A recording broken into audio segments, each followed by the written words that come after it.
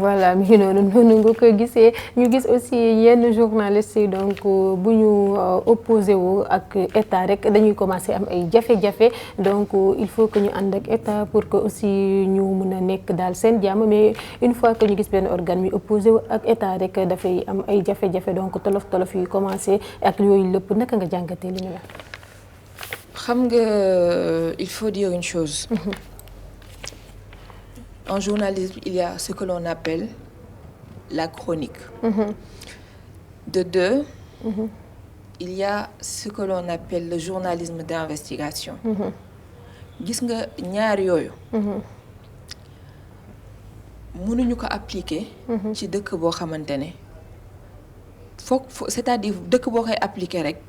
war na nekk dëkk boo xamante ne bu féex la. ci wàllum démocratie. ci wàllum liberté de la presse. parce que tout simplement parce que dafa nekk ñaari aspect ci journalisme yoo xamante ne. ça va donner la voix aux journalistes la voix et la voix quand je dis la voix et la voix. la voix c'est-à-dire journalisme da koy may baat. la voix mooy yoon bi. day may journaliste baat ak yoon. mu mën a wëyal li nga xam ni mooy soit ay recherche am wala ay idéem.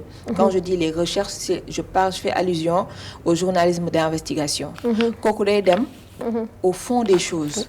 génnee loo xamante ni peut-être le journaliste simple wala koo xamante ni eggul ci grade journaliste d'investigation. du fa egg. donc ki nga xam ne dafay dem au fond des choses. war a mën a génnee des enquêtes yoo xamante ni ça va permettre. par exemple su doon benn sujet la. ma ni le sujet en question wala bu doon ku ñu tuumaal la ma ni la personne en question. ñu dem remettre en cause wala ñu dem convoquer ko wala dem ci moom. lijjanti ko. mais pas à cette journaliste wala au journaliste. à ce journaliste qui a quand même. remuer ciel et terre pour indil li nga xam ni moo di information. loolu ce sont des choses qu'on doit dépasser. di tëj ay journalistes. di bundu xandaal ay journalistes wala marche am nga gis ñuy jàpp journalistes yi di leen brutaliser. moi je trouve que là c'est vraiment des images à bannir. c'est des images yoo xam ne waratul am. rawatina Sénégal. Le journaliste c'est quelqu'un qui doit livrer une information. Et quand on livre une information, on doit être libre. Je parle pas d'être libre de cette façon d'être libertin, mais libre parce que on est libre de donner ce que l'on a comme information. Donc, on ne peut pas être là à dire que journalistes yi oui journalistes non il faut que ñu bàyyi journalistes yi. ñu def seen liggéey. réew mu am démocratie si foofu sax lañ koy gën a xoolee est-ce que ñu ngi bàyyi journalistes yi ñuy def seen liggéey. convocation par-ci. tëj par là. garde à vue non mais c'est à bannir. loolu dafa rafetul. nañ bàyyi journalistes yi ñu def seen liggéey. sur le terrain. que ça soit sur le terrain wala chronique yi ñuy def. wala enquête yi ñuy def. bi ñu fi génnee scandale des 6 000 milliards. c'est une journaliste qui a fait cette enquête. effectivement. menacé nañ ko. wax nañ lu ne ba ne dañuy porter plainte boîte bi mu nekk fan la mujjee. nulle part. il faut savoir que ni droit bi ñooñu am. rawatina ñu génn seen dëkk ba dugg suñu biir dëkk sañ fi révéler lu toll noonu secouer pays bi un moment. mais ñun tamit on a ce droit. on a ce droit de faire ce que les autres font chez nous. donc nañ bàyyi ñi ci ñu liggéey. et je profite de l'occasion pour rendre hommage à tous ces journalistes yoo xam ne mës nañ subir loolu. parce que dafa metti nga yor sa plume. war a bind def sa enquête war a révéler. ñu ne la doo wax surtout def des révélations yoo xam ne c'est pas des révélations destructrices plutôt. mais sont des révélations qui doivent pousser à la recherche. et à l'investigation. donc dañ bàyyi journalistes yi ñu liggéey suñu bëggee dëkk bi di dox parce que journaliste aussi dafay participer ci développement dëkk. Effectivement. Voilà. Sur ce Astou naka nga analyser aussi le cas de Cheikh Yérim Seck donc mën nañoo ne ci même li nga développé nii loolu la dund.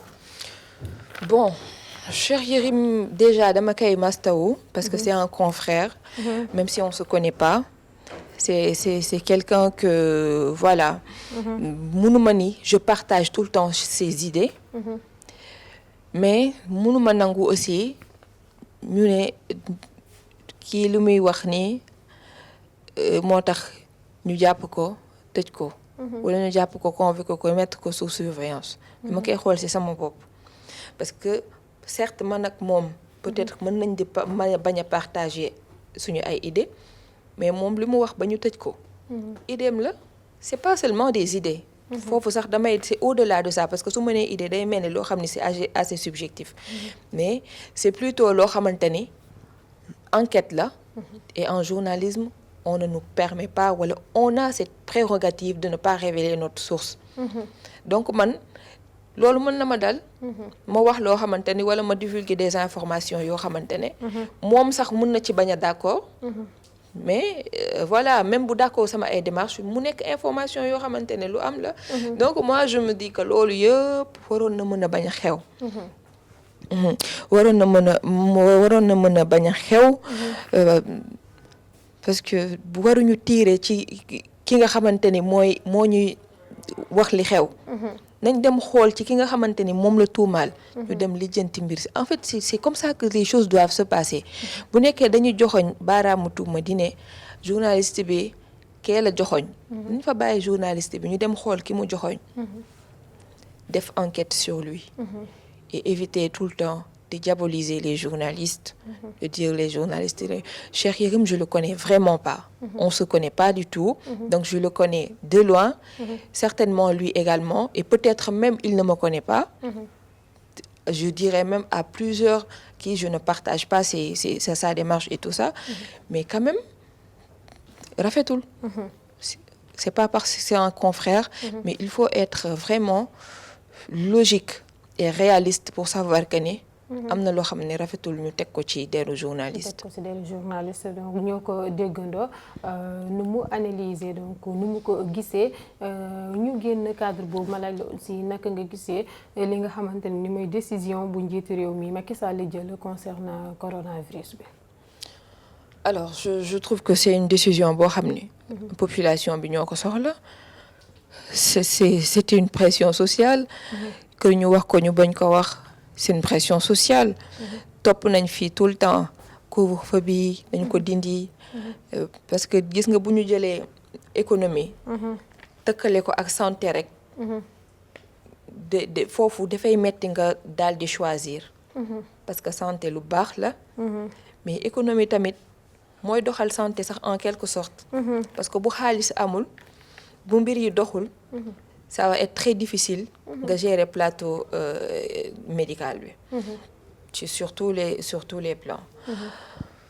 donc pour man li nga xamante ne jël nañ ko am na ba pare instant bi nekkaat sax di si appesantir wu dafay xaw a dootul amati sens.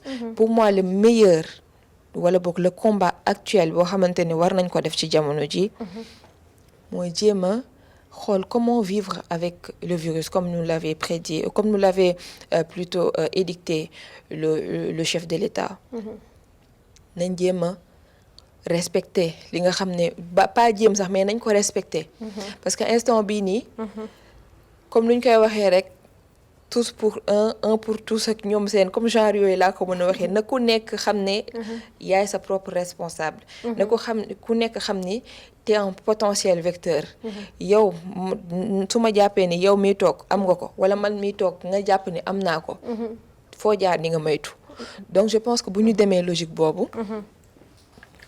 dinañ xam ne c'est une décision boo xamante ni je dirais un mal nécessaire. parce que mënuñu ko bañ a def. mënuñu ko ñàkk a bañ a def aussi.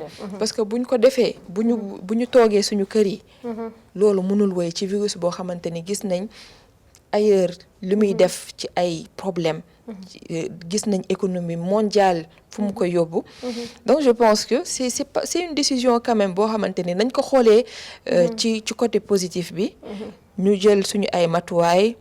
xool naka la ñuy demee respecter mesures yi du moment où le virus est toujours présent.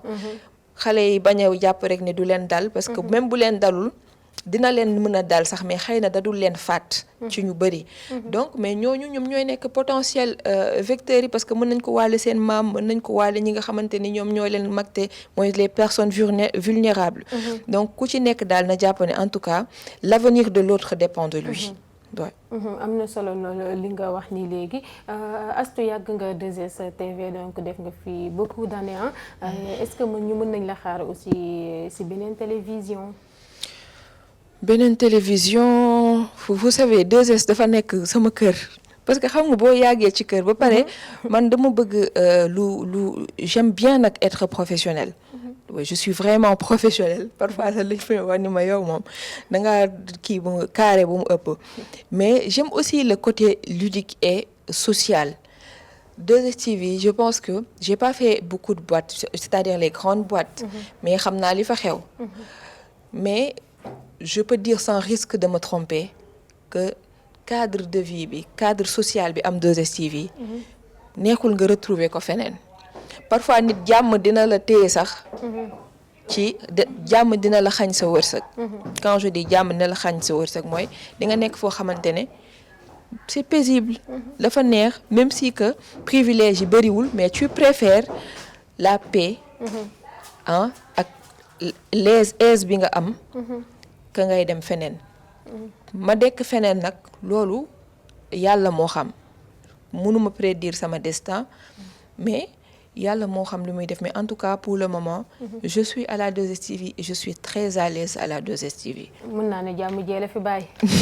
non pas jàmm ji rek mais lépp ngi fii suñu kër la et puis je suis à l'aise. je suis très à l'aise ici. macha allah donc yéen continuer ñoo ko déggandoo Astou elle est mariée ou pas encore. je suis pas mariée même si que maa ngi dégg rumeur yi bëri na il y a même pas 48 heures ñu ne ma Astou est mariée il y a 3 jours affaire bi ça m'a fait un choc xaw ma nag fu ñu jëlee information boobu mais je suis pas mariée et jamais mariée voilà juste pour mu leer rek. donc lan lay xaar Astou day dàkkee wala qu'est-ce qui se passe exactement. non lan xam nga ñun duñu dem di uti. dañuy toog ba ñu fekk si ñu kon nañ toog rek heure bu ñëwee rek ñu xam ne voilà ñëw na. donc noonu daal nga ko analyser xam naa jël nañ temps bu bari dama koy tëjee. si ay promotion canapé donc des fois dañuy gis ñenn ñi nga xamante ne ni dañu koy dund lan ngay wax si côté boobu. alors foofu sama moroomu jigéen ñi laay gën a. attirer seen attention gën a conscientiser. parce que c'est un phénomène boo xamante ne. pour dire vrai boo conscient wul trop. doo ci rëcc. effectivement. être conscient de ce phénomène-là. c'est juste am benn objectif. am benn yoon am benn vision. vision boo xamante ne c'est pas la facilité.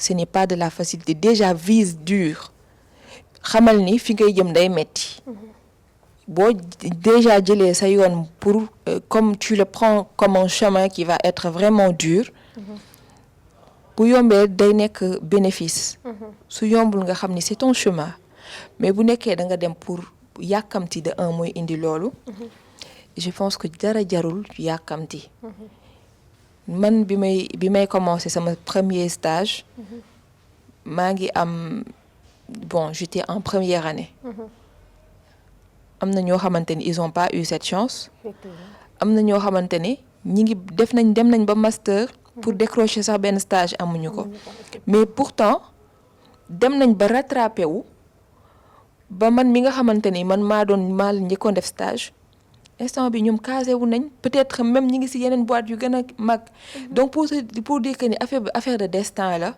affaire de def ndànk la milieu bi dafa doy waar trop parce que c'est un milieu très exposé daf lay déjà boo kiiwul tuuti boo amul retenu tuuti wala nga am respect ci sa bopp xam loo bëgg tu vas finir malheureusement di nga ternir sa image parce que da ngay facilité bi bëri na fi loolu moom il faut le dire il y a beaucoup de choses faciles yu nekk ci milieu bi donc n'optons pas pour la facilité bu nañ jàpp ne bu yombee rek baaxul nañ jàpp ne su yombee rek baaxul Astou Dione n'est pas arrivé à la 2STV ci cheminement bu neex kenn mënul wax lépp mais nañ jàpp ne ku ci nekk am nga jaar-jaar et que ce sont des chemins qui te forgent ay situation la yoo xamante ne buñ ko jàppee métit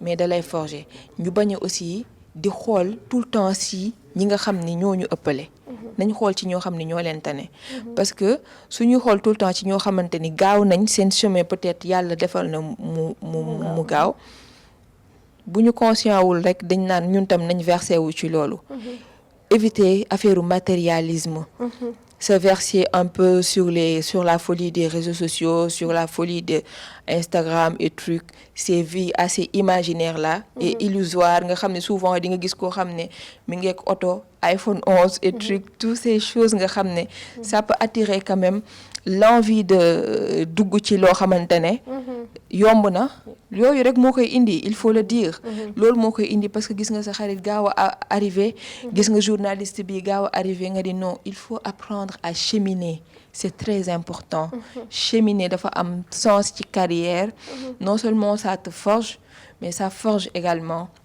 li nga xamante ni moom mooy sa carrière da koy rendre dur et voilà faut toog au moins tu vas avoir la tête haute. macha allah donc mi ngi noonu leer na nañu conseil bu am solo aussi jox nga ko ñi nga xamante ne ni ñooy jigéen ñi macha allah rafetlu nañ ko kontaan nañu bu baax. mais j'aimerais quand même profiter pour ne pas seulement me figer ci journalisme bi mais wax dans le cadre général mais surtout fi may waxee mooy milieu bi nga xamante ni xale yi ñoo fa nekk la plupart les mineurs par exemple dans les concours de beauté dans les concours musicaux mu yeneen ak yéen foo xam ni xale yi ñoo fay nekk ñu bañ di leen dugal ci milieu bu exposé boobu parce que déjà quand on bu nekkoon benn milieu boo xamante ni c'est un milieu assez clos wala bu xaw a officieuse bu xaw a officieux duñ leen xam ñu bëri duñ leen xam mais bu nekkee milieu médiatique la dañ leen di exposer te quand on dit exposer loolu tentation lay indi façon nit bu nekk ñu ngi leen di seetaan il y aura des pédophiles il y aura des mal intentionnés ku nekk ak ñu ngi leen di xool ku ci nekk ci ñoom seen satisfaction la ñuy xool donc genre yooyu noonu ñu éviter di exposer xale yi surtout xale yi ci média bi que mu nekk ci ay concours de beauté que mu nekk ci ay concours musique que mu nekk ci ay concours yoo xamante ni en tout cas bëri na milieu boo xam ni foofu ñu seen rek nekkuñu fa ñu jéem a xool xale yooyu suivre leen parce que ñoom ñoo leen exposé donc ñoo nekk ci seen ay responsabilité xale yooyu xamuñu dara buñ leen exposé ba pare bàyyi leen à eux-mêmes ku ci nekk mën na ñëw gëmloo leen ni dañ leen continuer seen rêve parce que ñoom seen bëgg-bëgg la ñu xam donc ku ñëw ni dañ leen continuer seen rêve li ñu bëgg la ñu xam dañ leen di topp et après kan moo leen sànq kan moo leen dugal ci lu ñu xamul ñi leen fa dugal la te suivre ñu leen donc ñi ñuy dugal ci milieu boobu bu mënul ñàkk nañ leen di suivre parce que loolu c'est leur devoir seen devoir la ñu suivre leen xale yi seen droit la ñu suivre leen voilà. Il paraît que su ma la déggee foofu da ngay def allusion à l'affaire de monsieur Diop et Dieyna Baldé ou bien. Non, je parle en cadre général. Je parle dans le cadre général. Bëgguma personnaliser wala kii mais su ma sañoon daal noonu lay demee ñu gën a xoolaat xale yi nga xamante ne ñoom la ñuy dugal ci milieu bi nga xam ni dafa exposé parce que xale lañ voilà xale bëgg-bëggam la xam et nañ xam ne bi ñu demee foofu à chaque fois ay compétition lay nekk donc dañuy bëgg tout le temps arriver seen xel lu ci nekk mooy arriver gagner fu ñu gisee ku leen ko proposer dañuy dem amul sax wax donc loolu du moment où jël nañ leen ci seen ay parents ba yóbbu leen ci genre milieu boobu rek forcément dañ leen war a suivre effectivement force la. voilà. voilà donc mi ngi noonu am na solo yaakaar naa ne ñu ko war a dégg jëlee nañ ci jàngat jëlee nañ ci tamit la nga xamante ne du leen gaañ ndaxte conseil bu am solo la nemmeeku nañ bëri na ba tax na kontaan naa si li ñu accordé encore une fois. réponse yi macha allah dinañ si jëriñoo am na solo lool ñu ngi lay jaajëfal bu baax a baax bàyyi la rek nga tàggatoo ak ami internet. alors maa ngi leen di remercier ci déplacement bi ngeen def maa ngi remercier ñëpp ñu doon suivre di remercier également ñi nga xam ne tout le temps ñi ngi sama ginnaaw di ma encourager parce que c'est pas évident donc je suis quelqu'un boo xam ne man loolu sax ça m'a un peu am na ñu bëri ñoo xamante ne buñ ne leen tey ki moo nekk parfois au devant de la scène dina leen jaax parce que je suis quelqu'un d'habitude de très réservé koo xam ne dama ragaloon nit sama temps enfance ñu may seetaan ñu bëri xam ne damay dégg nit ñëw sax ñu bëri ma làkkatu donc xëy na nattu parfois moo lay yóbbu ci lu nekk mais en tout cas maa ngi remercier ñëpp ñi nga xamante ni ñu ngi may encourager di ma soutenir tout le temps des appels par-ci les messages de soutien de part et d'autre ñooñu mënuñu wax ba pare te duñ leen remercier surtout ñi nga xam ne ils ont créé un petit cercle tuddee ko les amis de Astou Dione maa leen di def un petit coucou donc voilà maa ngi leen di nuyu ñoom ñëpp di nuyu internautes yi lépp loo xamante ni lu baax la ci kàddu yi en tout cas yàlla na ko yàlla def yiw lépp loo xam ne nag xaw na ci dëng wala mu nekk rek ci sama imperfection maa ngi siy jégalu bu baax internautes yi voilà di leen wax ne ñu respecter mesures barrières yi aussi voilà li nga xam ne ministère de la santé moom la ñuy dégtal depuis le Covid voilà. voilà mi ngi doon am na solo ñu ngi leen di jaajëfal jox leen dig daje ba beneen yoon au revoir.